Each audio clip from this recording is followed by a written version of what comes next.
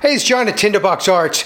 My R1200RT is the bike I use for long trips, and this video is kind of a maintenance checklist for the things that I pay special attention to beyond normal maintenance to get a bike like this ready for a long trip. So when I say long trip, I mean across country, in the neighborhood of about 7,000 miles.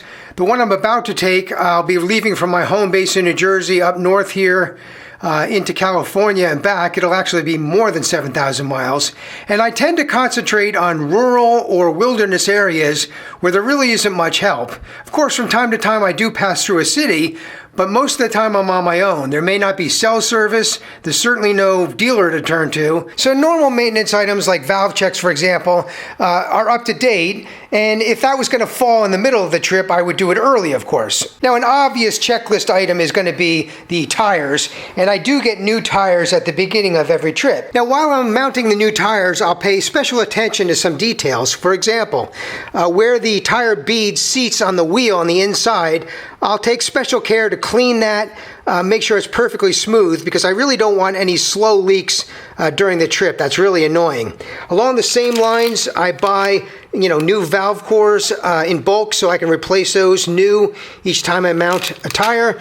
And my tire pressure sensors, I have two sets. So as I change the tires, I can replace one set with another with fresh batteries. Now, even if you know your brake pads are in good shape and have plenty of life on them, now is a good time while you have the wheel off when you're doing the tires, just to clean everything up in here so it's ready to go for your trip. Now, the next obvious thing would be the engine oil.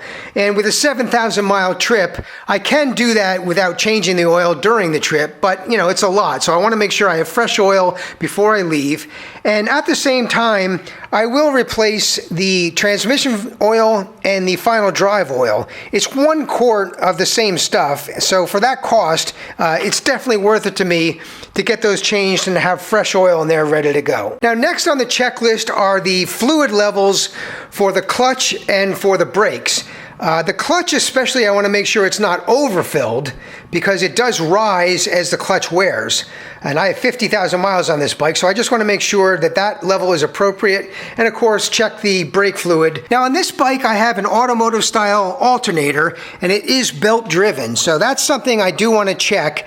I know this one is fairly new. It's about a year old, but I can take that cover off and just check it, make sure there's no problems in there. Another checklist item you might not think about are the keys. I want to make sure that the barrels are lubricated here and here on the luggage, and there are no problems as far as opening the luggage or getting the bike started. So just a little squirt of some lubricant in there is usually all it takes. Another checklist lubrication point are the pivot points for the windshield. It has this power windshield here, and if those are not kept lubricated, you can run into issues. And I actually do use this power windshield quite a bit. And a final area to check lubrication would be the side stand or kickstand, as well as the center stand. When you're out on a trip, you're stopping for fuel, pretty often during the day.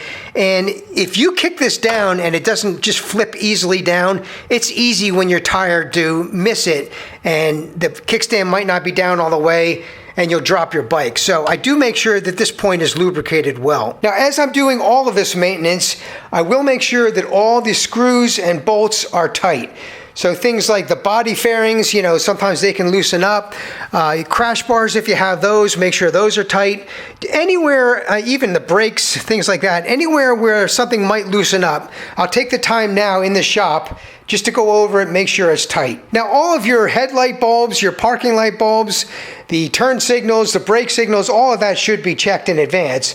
I did have during a trip one time, before I had converted to LED bulbs, which tend to last longer, I had all 3 of the headlights go out at the same time. So in a hotel parking lot, after a trip to an auto parts store, I replaced all 3 bulbs, but it was not fun, of course. Just recently, even though this is LED, I had this light go out. It was actually flickering, and I didn't really notice it from the riding position, but someone else did notice it.